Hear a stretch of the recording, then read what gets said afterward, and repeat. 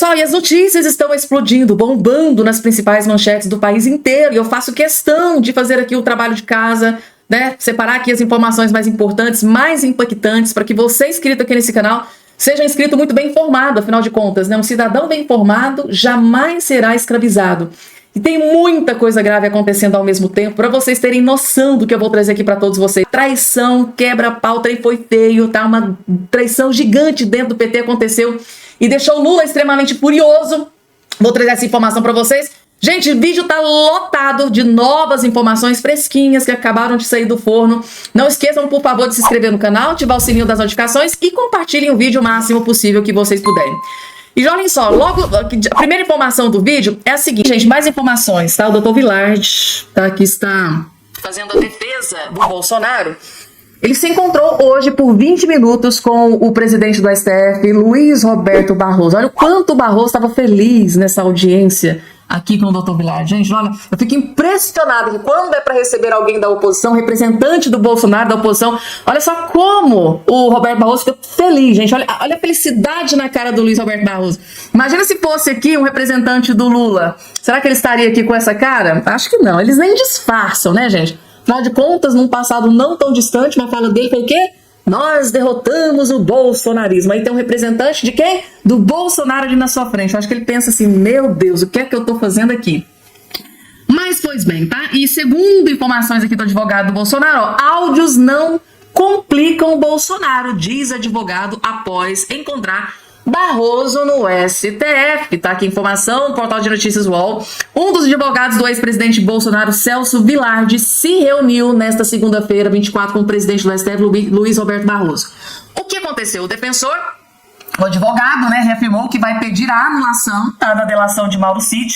Mais uma vez, durante a reunião com o Luiz Roberto Barroso, ele reiterou: eu vou pedir a anulação da delação do Mauro Cid, ex-ajudante de ordens do Bolsonaro. Né? O encontro com o Barroso durou cerca de 20 minutos e na saída, Vilardi afirmou que despachou com o ministro sobre as petições que deve apresentar na corte. Para advogado, o conteúdo de áudios de militares sobre tentativa de golpe não complica a vida de Bolsonaro. Questionado sobre as gravações reveladas pelo Fantástico, o advogado disse que tudo precisa ser analisado dentro de um contexto. A STF informou que o advogado apresentou as razões de petições que serão apresentadas à corte. Pedidos devem ser apresentados ao presidente do tribunal, mas nem o advogado nem a corte deram mais detalhes do que exatamente deve ser solicitado. O compromisso estava na agenda oficial de Barroso. O advogado chegou à sede do STF antes do ministro. Barroso disse à imprensa, ao chegar ao prédio, que atende as pessoas em geral, sem dar mais detalhes da pauta da reunião. A reunião acontece em menos de uma semana após a denúncia do ex-presidente. E lembrando, gente, tá aqui, após essa reunião, o próprio advogado, saiu matéria na imprensa dizendo que o advogado do Bolsonaro, o doutor Vilardi, vai pedir o afastamento do Flávio Dino e do Zanin, porque eles têm ações na justiça contra o Bolsonaro. Então, não faz o menor sentido. Se eles têm ação para derrubar contra o Bolsonaro, como é que vai ser um julgamento justo, né? Então, segundo ele, vai pedir o afastamento do Flávio Dino e do Cristiano Zanin, os dois indicados pelo Lula.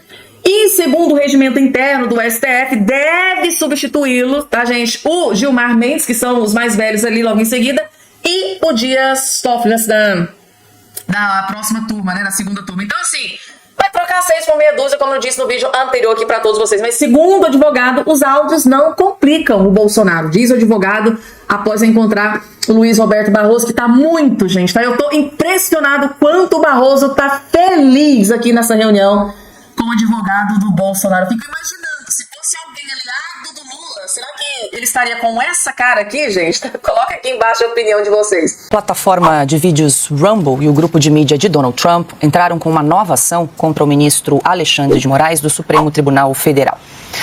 No documento tornado público no domingo, as empresas pedem a concessão de medida cautelar para não serem obrigados a cumprir as determinações do ministro, alegando censura estrangeira. Na sexta-feira, Moraes mandou bloquear o Rumble no Brasil, impondo uma multa diária de R$ 50 mil e definindo a indicação de um representante no país. A decisão foi tomada depois de a empresa se recusar a cumprir as determinações judiciais para excluir perfis específicos, como o do jornalista Alan dos Santos, que vive nos Estados Unidos e é considerado foragido pela justiça brasileira. Adalberto Piotto, muito boa noite. Seja bem-vindo. Segunda ação aberta nos Estados Unidos contra o ministro Alexandre de Moraes. Só lembrando que em relação à plataforma de vídeos Rumble, que é uma similar ao YouTube, que muitos brasileiros usam aqui, o Moraes ele exige um representante legal, exige também o bloqueio do canal do jornalista Alan dos Santos e também interrupção de repasses financeiros da plataforma para o jornalista. Uma forma aí de asfixiar financeiramente o jornalista Alan dos Santos, que mora hoje nos Estados Unidos. Muito boa noite. Boa noite, Paula. Boa noite, Augusto, Ana, Silvio, seja muito bem-vindo. Fez falta, viu? Bom, a todos vocês que nos acompanham também, muito boa noite, boa semana já desde agora. Eu preciso só fazer duas observações rápidas. O que as decisões do Supremo Tribunal Federal pretendem, no caso especificamente as do Alexandre de Moraes, é mudar o comportamento do Rumble dentro dos Estados Unidos. Tem uma frase do representante do Rumble que diz assim, nunca houve um juiz, nem do Irã, nem da Coreia do Norte, que ousou chegar a tal ponto. Bom, começa por aí. Até onde imagina que vai o poder do Alexandre de Moraes? Essa é uma pergunta.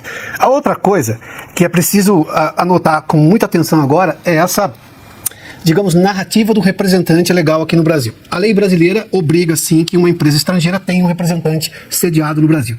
É o famoso ter um sujeito que tem aqui endereço aqui para ser comunicado da legislação brasileira. Do ponto de vista técnico, essa lei é irretocável, não há nenhum problema nisso. E um país tem soberania para isso, não há problema. Mas voltemos ao caso do X que antecedeu agora essa questão do Rumble. Por que o X retirou o representante naquele momento? Ou a representante, se não me engano, acho que era uma advogada. Porque o dono do X, no caso o Elon Musk, antes de Donald Trump, dizia: eu tenho um receio claramente de pôr a minha funcionária que ela será presa, e se for presa não tem a menor garantia de que o devido processo legal será obedecido e ela terá direito à ampla defesa. Quantas eram as prisões arbitrárias que estavam acontecendo naquele momento? Novas prisões. Nós já temos uma série de pessoas presas de forma arbitrária que continuam presas. Mas eu estou dizendo, naquele momento ainda era crescente esse movimento do Supremo. O que faz o patrão, o dono da empresa? Vou proteger meus funcionários. Aliás, é obrigação moral e legal dele também. Então, o que o Rumble faz nesse momento? Bom, qual é a segurança jurídica no Brasil hoje? Óbvio que há essa dúvida. Em economia, se me permite fazer aqui rapidamente uma comparação, quando o Brasil, lá nos anos 80, declarou a moratória, o Brasil levou 20, 30 anos para recuperar a confiança do mercado financeiro, de investidor. Por quê? Se você quebra a regra uma vez, qual é a garantia que você não vai quebrar de novo? Isso foi no Sarney. O Fernando Henrique pagava essa dívida moral brasileira. O que nós temos agora é que o mundo não acredita no devido processo legal dentro do Brasil, que a lei brasileira será cumprida pelos brasileiros, pela justiça brasileira. Daí nós temos uma reação do Rumble. Então, quer dizer, a lei, eu não tenho dúvida que a empresa cumpriria se ela tivesse segurança jurídica. Mas existe segurança jurídica no Brasil? Eu respondo, não existe segurança jurídica no Brasil. É a fonte de insegurança, neste momento, infelizmente, e confesso a você que isso é dolorido dizer, vem da mais alta corte do país, justamente o Supremo Tribunal Federal, cujo ministro está sendo processado nos Estados Unidos. Não por acaso. Quero ouvir da Ana como é que está a repercussão por aí, porque a primeira ação aí do Rumble e também dessa empresa de mídia que pertence ao presidente Donald Trump, processando o ministro Alexandre de Moraes na pessoa física, falando que ele teria infringido, violado a primeira emenda que protege a liberdade de expressão nos Estados Unidos. Ana, agora vem uma segunda aí, ação também contra o ministro Moraes. O que a gente pode esperar aí dos próximos passos dessa movimentação aí da mídia em relação às ações do ministro Moraes? Paula, vamos lá. Eu expliquei de maneira detalhada no meu artigo da edição de sexta-feira sobre a lei que pode acabar cercando Alexandre de Moraes aqui nos Estados Unidos. Sobre o que o Piotto disse, né, o seguinte comentário foi dito pelos advogados de Donald Trump e do Rumble no press release, né, na declaração para a imprensa. Imagine se a China, o Irã ou a Coreia do Norte tentassem calar um jornalista que mora nos Estados Unidos, emitindo ordens judiciais exigindo que as plataformas americanas removessem seu conteúdo. Isso seria legitimamente considerado um ataque à soberania americana. Então, por que o Supremo Tribunal Federal do Brasil deveria ter permissão para fazer isso. Paula, eu conversei longamente no sábado com aquele assessor que eu sempre converso aqui nos Estados Unidos, assessor do Senado americano. Ele não é assessor de um senador especificamente, embora eu, através dele, consiga conversar com alguns assessores de senadores. Mas ele é assessor do Senado americano. Se eu tenho alguma dúvida em relação às leis, à Constituição, ao processo jurídico aqui, ele consulta exatamente a equipe que trata disso. E o que ele me disse no sábado, Paula, foi o seguinte, duas coisas. Primeiro que o Alexandre de Moraes não respeitou o próprio processo judicial e de tratados assinados entre Estados Unidos e Brasil, o que significa Alexandre de Moraes, para derrubar o Rumble ou para imputar essa multa de 8 milhões de reais, isso teria que ter sido feito através de carta rogatória, ou seja, existe um processo judicial e também diplomático entre os dois países.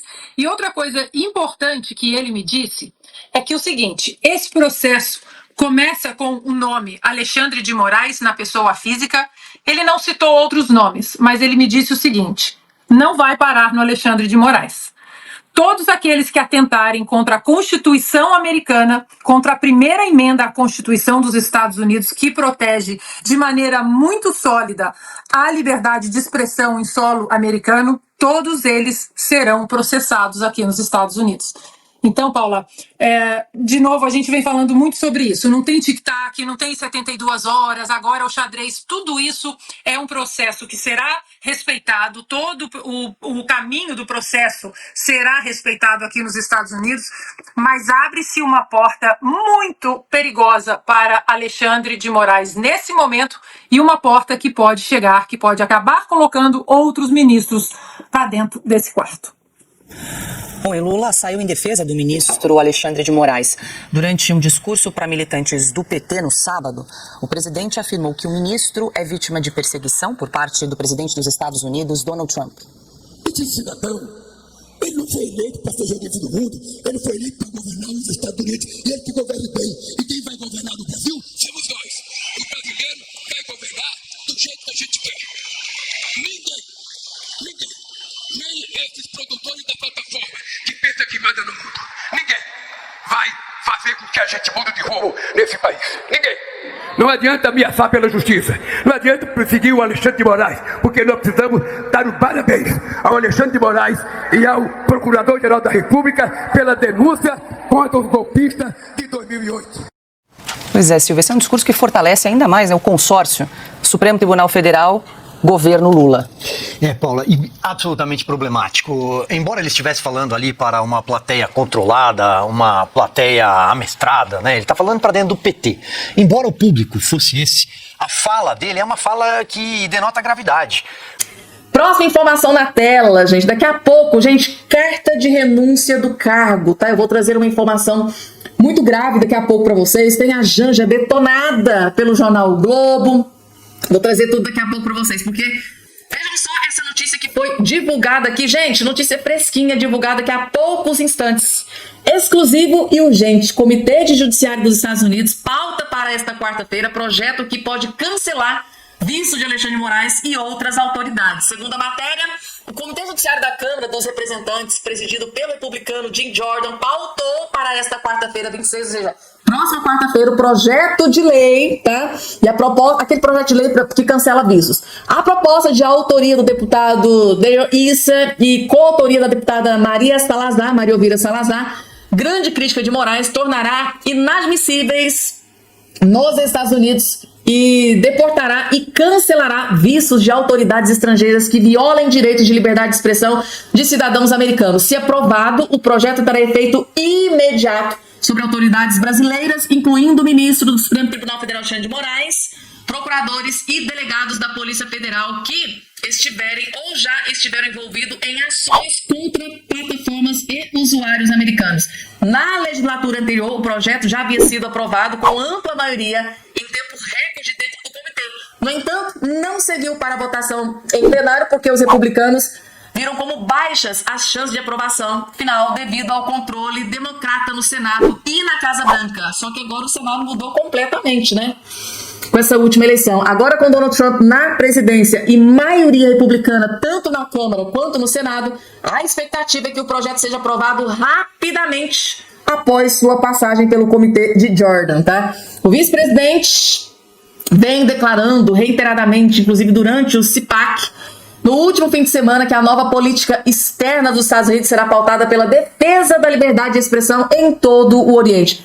Quem trouxe esta informação em primeira mão foi ninguém mais, ninguém menos que, tá aqui ó, Paulo Figueiredo, gente, que está lá nos Estados Unidos acompanhando exatamente tudo para trazer todas as informações atualizadas. Eu estou aqui. Se inscreva no canal, porque assim que tiver novas informações sobre esse projeto de cancelamento de visto de autoridades, Alexandre de Moraes, dentre outras autoridades, eu vou estar aqui para trazer informação atualizada para todos vocês. Gente, essa notícia não é nada boa, tá? Notícia que acaba de chegar direto do Vaticano, gente. Papa Francisco segue em estado crítico e apresenta insuficiência renal, informa o Vaticano. Inclusive, acabou de sair aqui uma informação sobre carta de renúncia do Papa, gente, tá? Logo em seguida eu vou trazer essa informação aqui para vocês.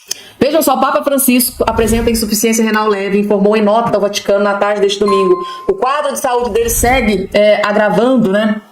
Se agravando desde ontem, quando o líder católico teve uma crise de asma e precisou de uma transfusão de sangue por conta da constatação de queda nas plaquetas. No entanto, ele não apresentou novas crises respiratórias. O estado de saúde do Santo Padre continua crítico. No entanto, desde ontem à noite ele não apresentou mais crises respiratórias, informou o Vaticano. No entanto, alguns exames de sangue mostram uma insuficiência renal. Insuficiência renal inicial leve, atualmente controlada. A complexidade do quadro clínico e a espera necessária para as terapias dê algum resultado, exigem prognóstico, permanência, tem que continuar reservado. E assim, gente, a situação, resumindo para vocês, não é muito boa, tá? Estado crítico. Papa Francisco segue em estado crítico, segundo informações que foram divulgadas aqui nos boletins médicos. E uma outra informação também que foi divulgada sobre o Papa foi essa daqui, gente, tá? Papa Francisco tem carta de renúncia pronta caso não consiga seguir o cargo. E o que é que acontece? Vejam só a informação divulgada aqui. O Papa Francisco, de 88 anos, tem pronta uma carta em que renuncia ao cargo de líder da Igreja Católica caso sua saúde o impeça de permanecer no posto. Papa Francisco assinou a carta há cerca de 10 anos. Foi o próprio pontífice que confirmou a existência do documento em entrevista ao jornal espanhol ABC, né, em 2022. A carta está em posse do secretário de Estado do Vaticano, cardeal Pietro Parolin. Assinei a renúncia e disse a ele, em caso de impedimento médico ou algo assim, aqui está a minha renúncia, você a tem, declarou o Papa Francisco. Na ocasião, Francisco afirmou não ter receio, né, de que o mundo saiba da existência de sua carta de renúncia. É por isso que estou contando, para que saibam, disse, ressaltando não saber o que Parolin fez com o documento. Ou seja, existe, gente, segundo o próprio Papa, a sua carta de renúncia. Caso aconteça, né, algum problema de saúde grave que o impeça de continuar exercendo o seu cargo. Então tá aqui a informação divulgada aqui nesse dia de hoje. Tá aí, gente, novas informações, estado de saúde crítico. O estado de saúde dele, gente, é grave. Eles usam a palavra crítico, mas a palavra correta seria grave. O estado de saúde dele é grave. Muito, mas muito grave. Assim que surgir novas informações, eu venho correndo aqui para trazer para vocês. Vou trazer aqui um dos vídeos mais importantes que você vai assistir no dia de hoje, porque Eduardo Bolsonaro fez aqui uma revelação bombástica do que está acontecendo com o pai dele, Jair Messias Bolsonaro. Assistam para vocês entenderem. Agora, aqui, tá? O Eduardo Bolsonaro jogou a lama no ventilador e entregou todo mundo, sem dó e nem piedade. Vejam, saibam o que verdadeiramente está acontecendo. Para quem você recorrer? Porque a Suprema Corte está no topo da hierarquia do Judiciário. Então, quando eles decidem alguma coisa, você não tem como apelar o segundo grau de revisão. A gente, obviamente, vai acabar indo para os tribunais internacionais, mas a gente quer evitar que esse momento chegue. Então, nós temos que parar o Alexandre de Moraes, e eu estou vendo muitas oportunidades. Quando ele viola a lei americana, quando ele obriga, por exemplo, a Truth Social, que é a mídia social do presidente Trump, ou a Rumble, do Chris Pavlovski, quando ele entra aqui no território americano obrigando essas empresas a ter determinadas condutas que são contrárias à primeira emenda americana, você tem então aí a possibilidade, né, nessa invasão de jurisdição, de sancionar o Alexandre de Moraes com a chamada sanção OFAC, que congela a conta bancária, perde visto, dentre outros prejuízos. Que foi o mesmo caso, pelo mesmo motivo, os Estados Unidos, Trump assinou a sanção contra o procurador do Tribunal Penal Internacional, o Karim Khan, que tentou prender o Benjamin Netanyahu, e o Trump aplicou ao Karim Khan essa medida. Então vamos ver o que acontece, mas alguém tem que parar Alexandre de Moraes, porque foi longe demais. Meu pai não é mais presidente, por que ele está na Suprema Corte? No seu país, pessoas comuns, que não têm cargo público, começam um processo na Suprema Corte? Isso é uma loucura. Eu acredito que por vias judiciais ou por vias do Poder Executivo, a gente vai ver ainda o Alexandre de Moraes sendo sancionado. E uma vez que o Alexandre de Moraes seja sancionado, eu não enxergo em nenhum dos outros 10 juízes da Suprema Corte brasileira uma disposição para levar adiante essa censura. Porque essa cruzada do Alexandre de Moraes, ela tá pessoal.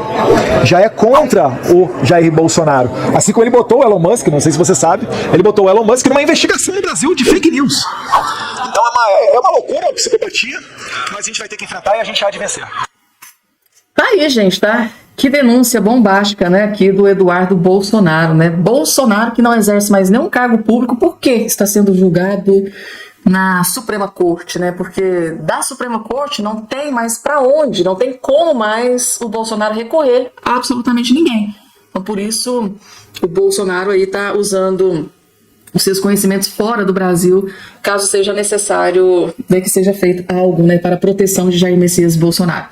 Mais informações na tela. Gente, o Nicolas Ferreira acabou de conceder uma entrevista ao Pleno News e ele simplesmente detonou o PGR, o Paulo Gonet, indicado por Lula da Silva. Gente, assistam esse vídeo. Deixa eu começar falando dessa decisão, dessa denúncia que foi apresentada pelo Procurador-Geral da República, Paulo Gonet, sobre Bolsonaro nessa narrativa de golpe de Estado. Como é que você recebeu essa notícia? Já era esperada? Temos 2 brasileiros concorrendo ao Oscar, Fernanda Torres e agora Paulo Gonet, melhor roteirista, porque para inventar uma história daquela dali de fato tem que ter muita criatividade, né? Mas não nos surpreende, já que os assessores do Alexandre de Moraes pediam criatividade para poder ferrar alguém, né? A gente sabe que hoje no Brasil há uma perseguição gigantesca, principalmente contra o maior líder que nós já tivemos aqui, né, da direita do nosso país, que é o Bolsonaro. E a gente sabe que no Brasil, quanto mais honesto você for, mais aumenta a chance de você ir pra cadeia. O Bolsonaro tá no começo do processo, ele não foi condenado em absolutamente nada, mas foi denunciado sem ser ouvido e denunciado a 38 anos de cadeia. Eu peço aí pra você fazer uma breve pesquisa de qual foi a pena, por exemplo, da Elise Matsunaga, de quem matou a Elise Matsunaga, de quem, por exemplo, matou os pais, né, como a Suzane Richthofen, como, por exemplo, o caso do goleiro Bruno, enfim, casos terríveis. E você vê que o crime do Bolsonaro foi qual? Foi matar, foi roubar, foi traficar, enfim, achou mal de dinheiro na casa dele? Não. Ele simplesmente está sendo denunciado por um suposto golpe. Golpe que ele estava nos Estados Unidos. Hoje eu falei em plenário e repito, foi um golpe de home office. Né? Um golpe que as pessoas que estavam lá tinham um cara vendendo algodão doce no meio do golpe. Eu acho que locais do mundo que já sofreram golpe devem rir. Ela falou, impossível. Porque um golpe é um cenário de guerra. Golpe você não precisa de instrumentos constitucionais, você simplesmente atropela tudo. E não foi isso que aconteceu. Tá aí, só disse verdades, né? Nicolas Ferreira, segundo ele, o prêmio de melhor ator, melhor atriz, né? Tá aqui, o Gonet está concorrendo ao Oscar, né, de melhor roteirista, gente, porque eu vou ser muito sincera e honesta com vocês, gente, como que o Paulo Gonet conseguiu deixar de forma mais robusta aquele relatório da PF, virou fichinha perto do relatório do Paulo Gonet. Vocês não têm noção do malabarismo que o Paulo Gonet, indicado pelo Lula, fez naquele relatório de 400 e tantas folhas para tentar imputar crimes contra o Bolsonaro, gente. É surreal o que o Paulo Gonet fez ali naquela denúncia contra o Bolsonaro. Aí